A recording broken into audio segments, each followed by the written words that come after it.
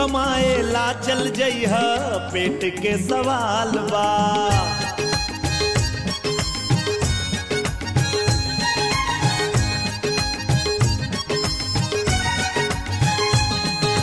कहूँ कमाए ला चल जइह पेट के सवाल बा। सबसे जरूरी जग में रोटी औरी दाल बा। तू माटी ना छोड़िहा जहवा हो, तू माटी ना छोड़िहा जहवा खड़ियाइल तोर पाँव रे।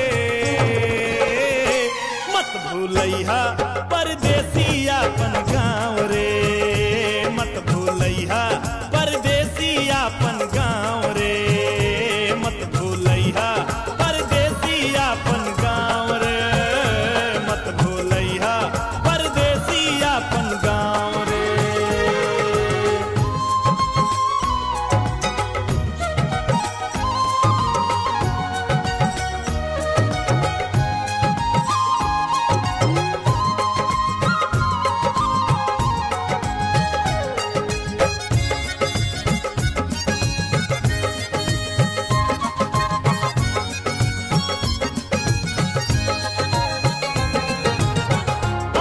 के बगैचा अमरूद लीचियानी लंगटे नहैला जवन पोखरा के पानी।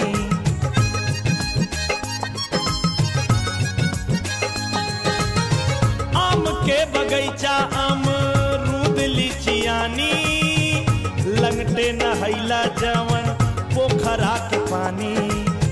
कैला पढ़ाई जौने टूटल स्कूलिया रखिया याद अपना गाँव के मंदिलिया। मस्जिद के ऊ बाजत बाजा अल्लाहु अकबर अल्लाहु अकबर अशहदु अल्ला इलाहा इल्लल्लाह अशहदु अन्ना मुहम्मदर रसूलुल्लाह। मस्जिद के वो बाजत बाजा हो, मस्जिद के वो बाजत बाजा एक एक थाम रे। मत भूलैहा परदेसी अपन गाँव रे, मत भूलैहा परदेसी अपन गाँव रे, मत भूलैहा परदेसी अपन गाँव रे, मत भूलैहा परदेसी अपन गाँव रे।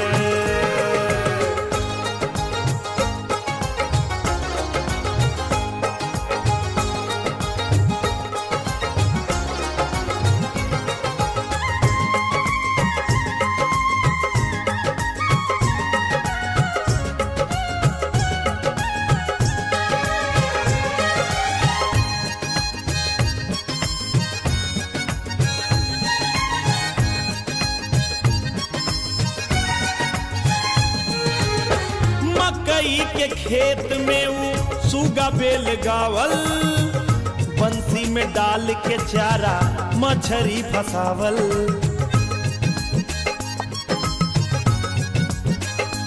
ओ मकई के खेत में वो सुगा बेल गावल, बंसी में डाल के चारा मछरी फसावल। कबहू भूलैहा नाही